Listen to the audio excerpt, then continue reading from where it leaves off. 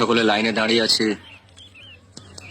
তুমি লাইনে না দাঁড়িয়ে কলটাকে আটকে রেখে দাঁড়িয়ে আছো কেন? কথা না বলে লাইনে দাঁড়িয়ে যা, এটাই এখানকার নিয়ম। নিয়ম? যারা লাইনে দাঁড়িয়ে আছে তাদের কাছ থেকে গিয়ে জেনে নে যা।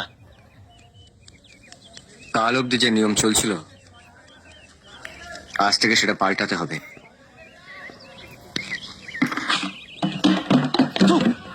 তবে রে সালা,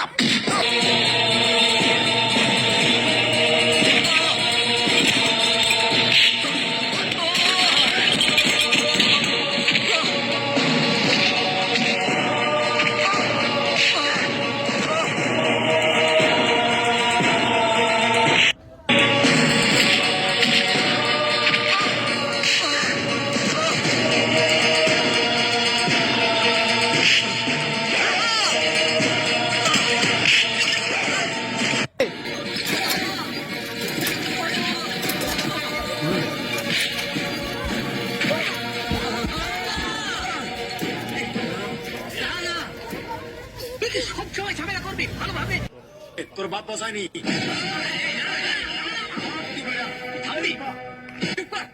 এত লোক লাইনে দাঁড়িয়ে আছে, কেউ যখন প্রতিবাদ করছে না বলে তোরা পেয়ে বসেছে। ঠিক আছে ঠিক আছে, হয় তুই লাইনে দাঁড়া, তবে বাড়িতে আমি জল নিয়ে যাচ্ছি।